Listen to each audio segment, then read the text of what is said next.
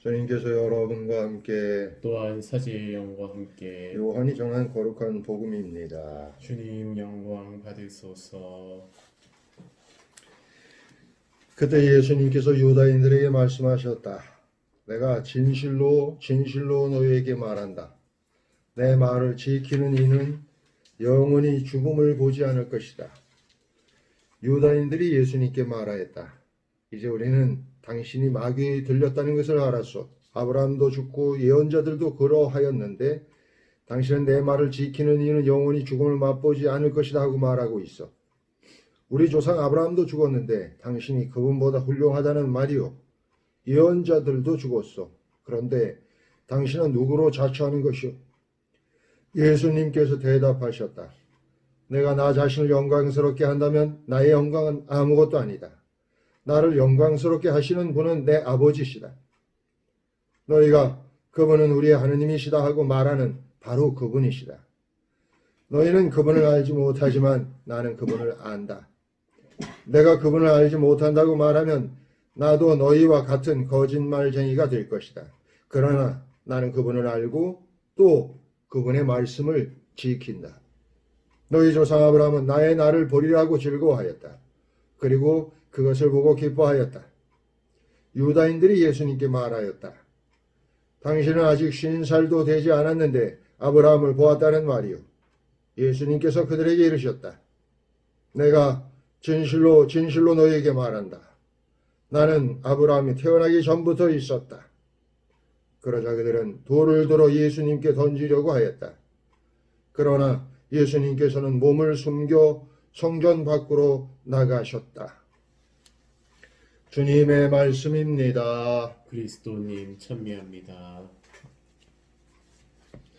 참 예수님, 어떻게 하루하루 잘 지내고 계십니까?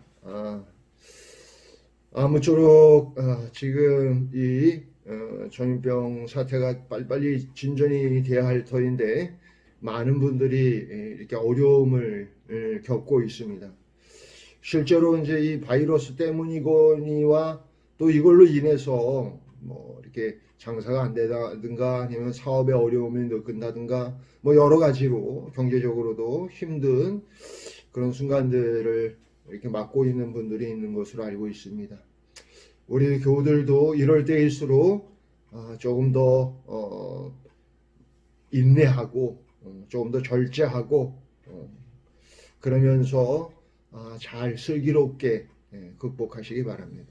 요즘 평일 미사 때 우리는 요한복음 8장을 이제 읽고 있습니다. 오늘도 요한복음 8장인데 여기에 보면 자꾸 아브라함 얘기가 이렇게 자꾸 나와요. 그래서 오늘 독서도 이제 아브라함에 관한 이야기라서 아브라함 얘기를 좀 해볼까 합니다.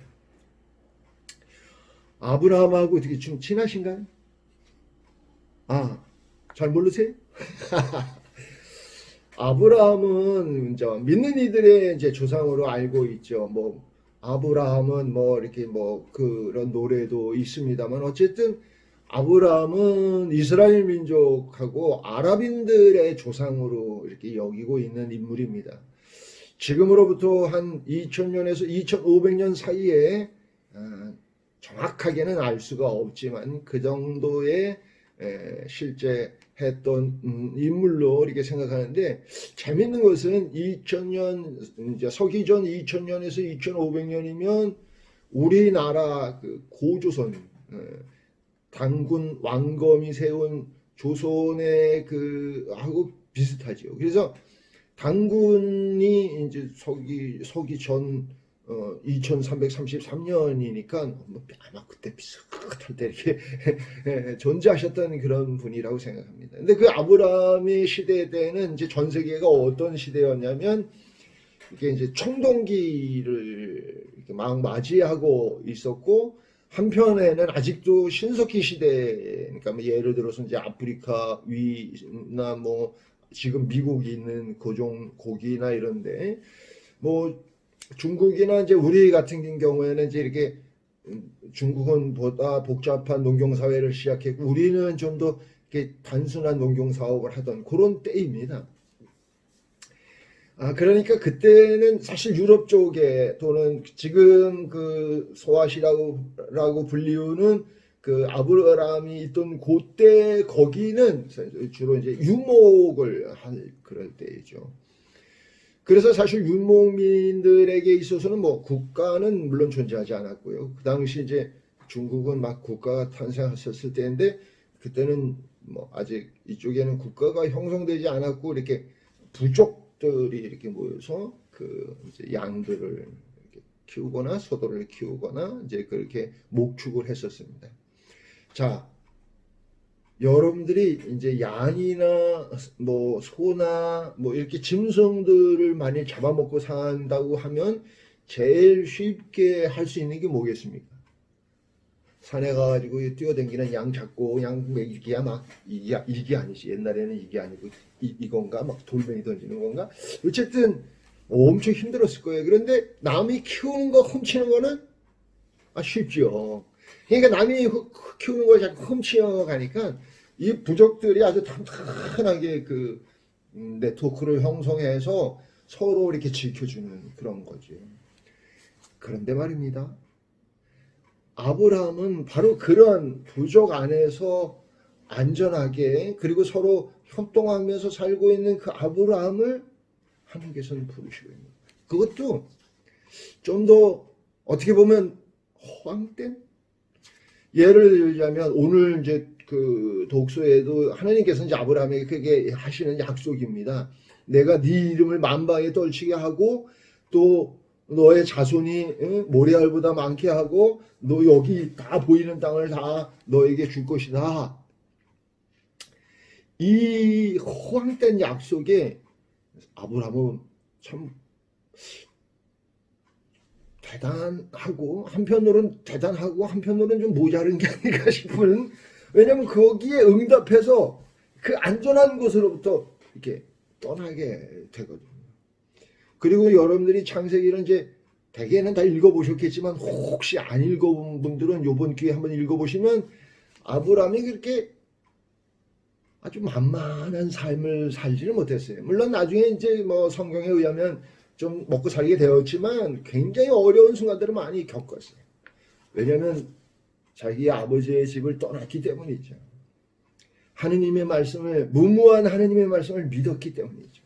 그리고 그분의 약속이 이루어지는 데는 최소한 몇백 년에서 몇천 년 걸리는 거죠.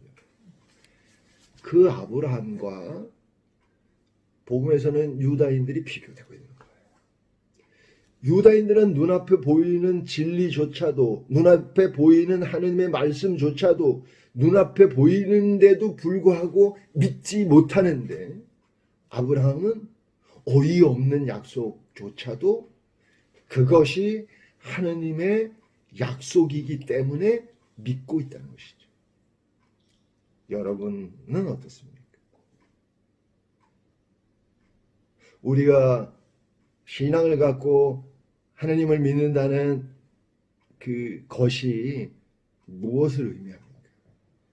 아브라함이 보여주었던 물론 이제 거기 많은 에피소드들이 있어요. 그 에피소드들 전체가 사실 아브라함의 믿음을 보여주고 있는데 그 아브라함의 믿음과 내 믿음의 갭이 과연 얼마나 될까요?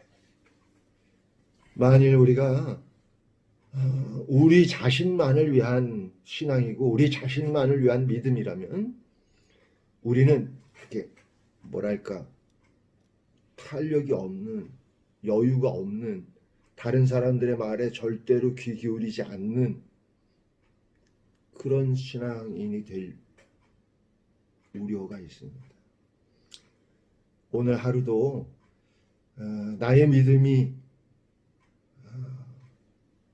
나를 위한 것이 아니라 하나님의 영광을 위한 믿음이기를 바라는 하루가 되었으면 좋겠고요. 어쨌든 어디 아프지 말고 건강하게 잘 지내다가 우리 성당에서 또 만났으면 좋겠습니다. 안녕.